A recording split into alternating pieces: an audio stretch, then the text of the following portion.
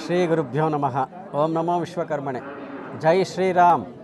ಬಂಧುಗಳೇ, ಇವತ್ತು ಜಗದ್ವಿಖ್ಯಾತವಾಗಿರ್ತಕ್ಕಂಥ ಶ್ರೀರಾಮ ಮಂದಿರ ಅಯೋಧ್ಯೆಯಲ್ಲಿ ನಿರ್ಮಾಣ ಆಗಿರ್ತಕ್ಕಂಥದ್ದು ಇಡೀ ವಿಶ್ವದ ಎಲ್ಲ ಸನಾತನ ಹಿಂದೂ ಪರಂಪರೆಗೆ ಅತ್ಯಂತ ಸಂತೋಷದ ದಿನ ಆಗಿದೆ. ಬಹುಶಃ ಅಲ್ಲಿ ಪ್ರಧಾನವಾಗಿರ್ತಕ್ಕಂಥ ಬಾಲಲಾಲ ವಿಶ್ವಕರ್ಮನ ಶಿಲ್ಪದಿಂದ ನಿರ್ಮಾಣ ಆಗಿರ್ತಕ್ಕಂಥ ರಾಮ ಪ್ರತಿಮೆ ನಿರ್ಮಾಣ ಆಗಿರ್ತಕ್ಕಂಥದ್ದು ನಮ್ಮ ಕರ್ನಾಟಕದ ಶಿಲ್ಪಿಗಳಾಗಿರ್ತಕ್ಕಂಥ ಅರುಣ್ ಯೋಗಿರಾಜ್ರವರಿಂದ. ಕರ್ನಾಟಕದ ಎಚ್ ಡಿ ಕೋಟೆಯಿಂದ ಶಿಲೆಯನ್ನು ಅಲ್ಲಿಂದ ತರಲಾಗಿದೆ.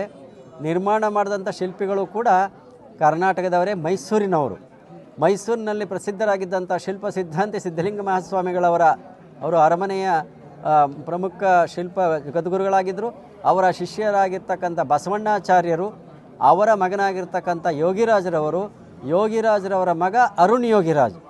ಆ ಅರುಣ್ ಯೋಗಿರಾಜ್ರವರಿಂದ ಇಲ್ಲಿ ನಿರ್ಮಾಣ ಆಗಿರ್ತಕ್ಕಂಥ ರಾಮಲಾಲ ವಿಗ್ರಹ ಅತ್ಯಂತ ಸುಂದರವಾಗಿ ಮೂಡಿಬಂದಿದೆ. ಶಿಲ್ಪವನ್ನು ಒಬ್ಬ ಶಿಲ್ಪಿ ನಿರ್ಮಾಣ ಮಾಡುವಾಗ ಆ ಭಗವಂತನೇ ಅವನಾಗಿರ್ತಾನೆ ಅಂತಕ್ಕಂಥದ್ದಾಗಿ ಶಿಲ್ಪಶಾಸ್ತ್ರ ಹೇಳುತ್ತೆ.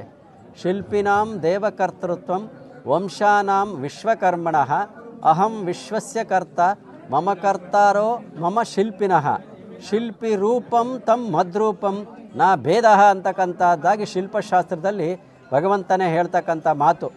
ಶಿಲ್ಪಿನಾಂ ದೇವಕರ್ತೃತ್ವಂ, ಶಿಲ್ಪಿಗಳ ಕರ್ತವ್ಯವಾದರೂ ಆ ದೇವಕರ್ತೃತ್ವ ನಿರಾಕಾರ ಪರಮಾತ್ಮನನ್ನು ಸಗುಣ ರೂಪದಲ್ಲಿ ನಿರ್ಮಾಣ ಮಾಡ್ತಕ್ಕಂಥದ್ದು.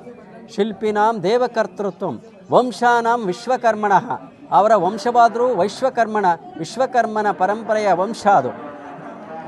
ಅಹಂ ವಿಶ್ವಸ್ಯ ಕರ್ತ, ಭಗವಂತ ಹೇಳ್ತಾನೆ ನಾನೇ ಜಗತ್ತಿನ ಕರ್ತ.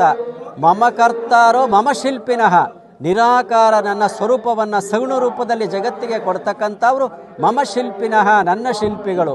ಆದ್ದರಿಂದ ಶಿಲ್ಪಿ ರೂಪಂ ತಮ್ಮದ್ರೂಪಂ, ಶಿಲ್ಪಿಯ ರೂಪವೇ ನನ್ನ ರೂಪ, ನ ಭೇದ, ಇಲ್ಲಿ ಭೇದವೇ ಇಲ್ಲ ಅಂತಕ್ಕಂಥ ಮಾತನ್ನು ಪರಮಾತ್ಮ ಹೇಳ್ತಾನೆ.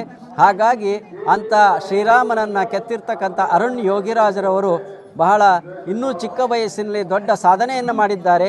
ಈ ಹಿಂದೆ ಅವರು ಕೇದಾರದಲ್ಲಿ ನಿರ್ಮಾಣ ಆಗಿರ್ತಕ್ಕಂಥ ಜಗದ್ಗುರು ಶಂಕರಾಚಾರ್ಯರ ಪ್ರತಿಮೆಯನ್ನು ಕೂಡ ಅರುಣ್ ಯೋಗಿರಾಜ್